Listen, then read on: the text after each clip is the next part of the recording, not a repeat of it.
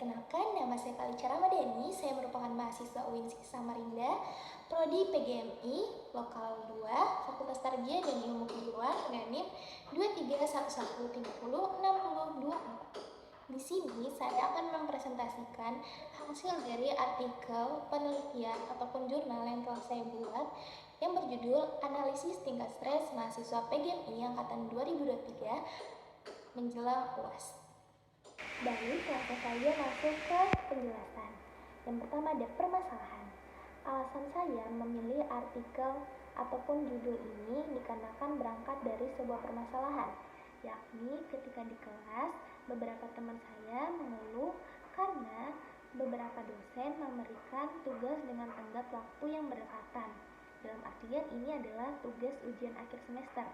Sehingga mereka ini mengeluh karena merasa kesulitan untuk menyesuaikan waktu juga kemampuan diri mereka dalam mengerjakan tugas tersebut. Termasuk saya juga sempat mengeluh. Nah, berangkat dari pemikiran negatif ini, mengapa saya bilang pemikiran negatif? Karena di sini mahasiswa belum mengerjakan tugas atau mencoba mengerjakan tugas, akan tetapi sudah mendoktrin dirinya sendiri bahwasanya kita akan mengalami kesulitan di dalam pengerjaan ini. Nah, pemikiran negatif seperti itu akhirnya akan memicu mahasiswa mengalami yang namanya stres. Nah, apa sih tujuan saya meneliti ini? Yang pertama, untuk mengetahui analisis tingkat stres mahasiswa PGMI Angkatan 2023 sama seperti dengan judul penelitian saya. Yang kedua adalah untuk mencari tahu jenis kesulitan yang dialami oleh mahasiswa menjelang UAS.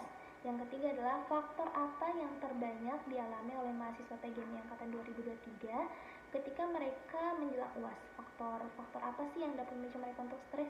Kemudian ada skala tingkat stres yang dapat mereka pilih dan juga gejala dan dampak apa yang mereka rasakan ketika stres akibat UAS itu sendiri.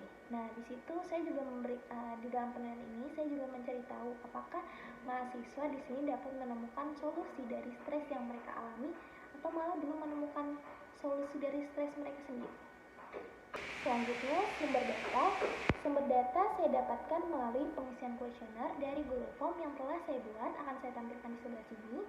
Kemudian, saya menargetkan Google Form saya ini kepada responden, yaitu respondennya adalah mahasiswa PGMI Angkatan 2023, yang mana Google Form ini saya sebarkan melalui secara online maupun offline. Online itu melalui grup WA, grup angkatan PGMI 2023, melalui lokal-lokal PGMI 1, PGMI 2, dan PGMI 3, dan secara offline-nya adalah ketika bertemu langsung dengan teman-teman PGMI Angkatan 2023.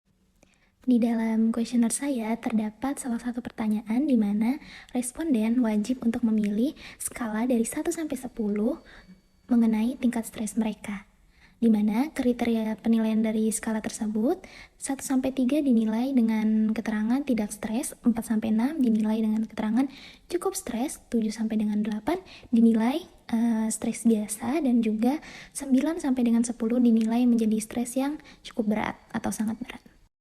Untuk metode penelitiannya sendiri, di sini saya menggunakan dua metode. Yang pertama ada analisis deskriptif dan yang kedua metode kualitatif.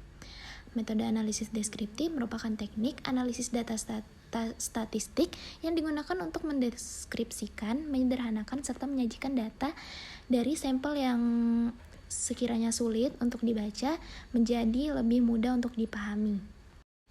Yang kedua, saya menggunakan metode kualitatif. Mengapa saya gunakan ini? Karena walaupun saya juga terdapat beberapa angka atau menggunakan persentase, tetapi saya lebih condong kepada metode kualitatif dikarenakan metode ini sangat cocok dalam penelitian ini karena menggambarkan suatu kelompok manusia untuk mencapai tujuan kelompok tersebut sehingga fenomena kelompok dapat terungkap secara jelas dan akurat. Dalam penelitian saya ini, fenomena yang terjadi adalah fenomena stres pada masa pra-UAS. Kemudian untuk hasil penelitian, sebanyak 28 dari 31 responden mengalami kesulitan, 4 orang mengalami stres, 22 orang mengalami stres yang ringan, 5 orang merasa biasa saja, dan 17 responden mengatakan mereka sering melihat lingkungan sekitarnya juga mengalami stres pada masa pra-UAS. Faktor terbanyak yang dipilih responden adalah dikarenakan sulitnya membagi waktu, dan juga persentase tertinggi itu untuk analisis stres mahasiswa PGMI mencapai dengan stres yang biasa saja, tidak sampai dengan stres berat. Kekurangannya dalam penelitian ini adalah kurangnya partisipan dari target responden, di mana saya hanya mendapatkan 31 responden dari banyaknya jumlah angkatan di PGMI 2023. Kemudian adanya penggunaan metode analisis deskriptif ini memungkinkan adanya halo efek, atau yang mana ketika saya membagikan kuesioner, teman saya yang mengenal saya sebagai pembuat kuesioner bisa saja mengisi karena ingin membantu saya, bukan mengisi benar-benar sesuai dengan pendapat mereka. Kemudian ada tata bahasa yang mungkin masih berantakan, dikarenakan di sini saya baru pertama kali menulis artikel ilmiah. Kelebihannya ialah jurnal penelitian yang saya ambil ini